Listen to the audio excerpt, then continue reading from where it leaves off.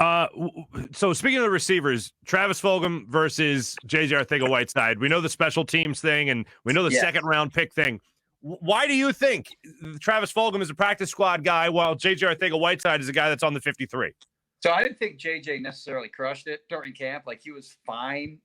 He's actually had better camps with the Eagles. And as you mentioned, he's a former second round pick, so he's going to be given every benefit of the doubt, whereas other guys might not, rather. Travis Fulgham, on the other hand, like, he's the only receiver that showed anything at all last season. And it's been a weird roller coaster ride for him since he's been with the Eagles. He signs during training camp last year. I think he showed something during those practices, makes the practice squad.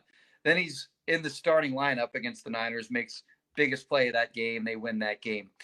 And he has this like ridiculous 5-game stretch where he leads the NFL for that, during that short period of time in receiving yards. And then he gets benched. And then he's like competing for a starting job during the next camp.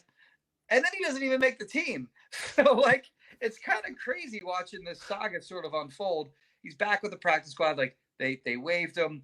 No other team claimed off waivers, so there wasn't any interest in him throughout the rest of the league. So he'll be back on the practice squad, and we'll kind of see how it goes from there. So they're both on the team, more or less. It's just one of them's on the active 53-man roster and one isn't. So, I think that, there's something to the idea that he's not the best practice player, and there may be some like maturity concerns with Travis Fulgham, where there aren't those with J.J. Arcega-Whiteside. So maybe that's sort of the differentiating factor. But I don't think we've seen the last of him. Like, I think at some point, Travis Fulgham will be elevated to the roster and hope. I mean, because injuries happen, especially at that position. I think we'll see him at some point enter a game this year.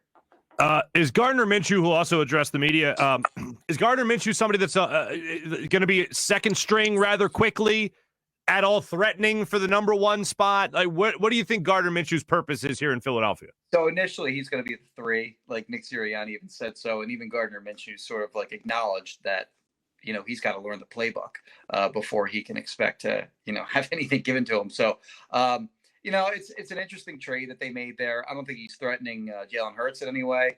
Certainly if Hurts is just horrible during the season, then you have to, at some point wonder whether Minshew will get a shot to start. I don't think you'd replace Hurts with Flacco. Getting a little ahead of ourselves maybe there about, speculating whether he'll be awful or not. I don't think he will.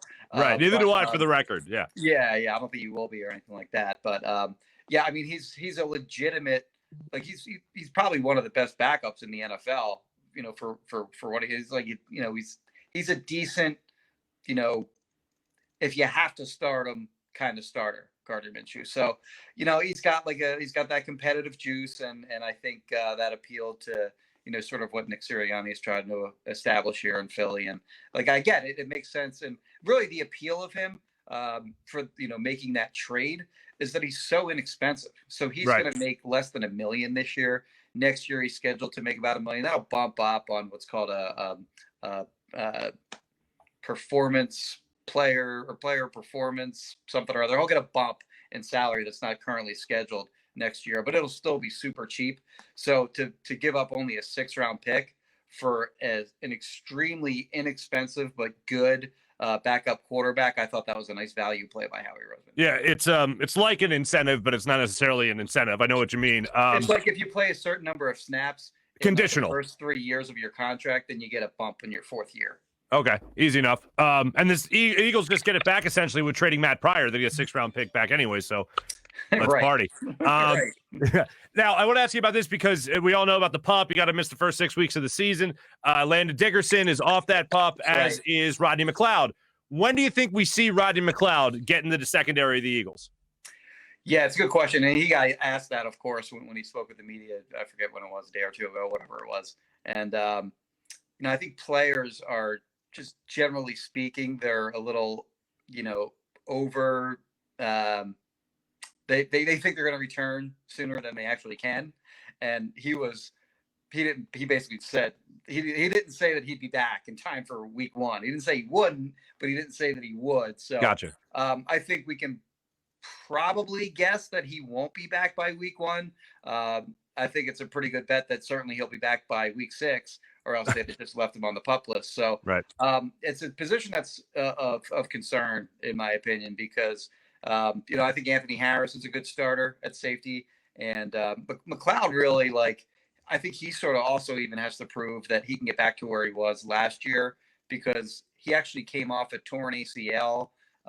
He tore an ACL in 2018, came back 2019, and he wasn't as good. And then when he was another year removed from that torn ACL in 2020, he sort of regained his form. But the last time he was coming off an ACL tear, he had a bad year. So I think he has to prove that he's going to be a good player again.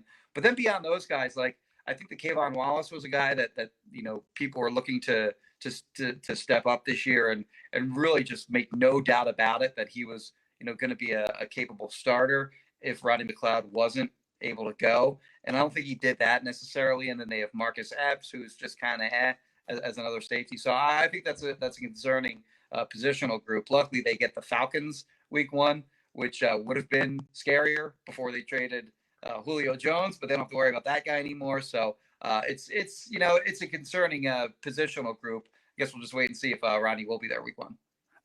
So let's look at it like this then. You just finished the preseason. You just finished training camp. 53 roster is cut now. Nick Sirianni has just been through it all. He's going into his first game. Before we go to week 1 here with the Eagles, what's something that impressed you and something that kind of puzzled you about Nick Sirianni's introductory training camp as the head coach of this football team? So this goes back to a point that I was sort of making before, his biggest thing, the thing that he was really known for ever since he got hired here in Philadelphia was, competitiveness. And we all saw that with the rock, paper, scissors stuff. And, he wanted to instill that in his players. And, looking at, having watched the joint practices between the Eagles and the Patriots 1 week, and then the Eagles and the Jets the next week, I thought the Eagles' juice level, their vibe and their whole enthusiasm for those practices was much greater than either the Patriots or the Jets. They were all into those practices, chirping from the sideline, all throughout practices. So I was impressed with the way that he got his players to give maximum effort. Now, maybe having practices that were only an hour and 15 minutes at times, maybe players kind of like that maybe, and then that has something to do with it. Players can get worn down by practicing for 2.5 hours every day, and maybe that same energy level isn't there if you do that. But I like the energy level that the players played with throughout training camp, and credit Nick Sirianni for getting his guys to sort of buy in, or seemingly. As far as puzzling things that I saw from him, maybe it was just those really short practices. It was for a long time they were practicing for an hour and 10, hour and 15 minutes. Veterans got 3 days off, and I think it was the first, it was 3 days off in their first 9 practices, or maybe it was 2. I don't know what they were getting, a lot of days off. It's kind of right.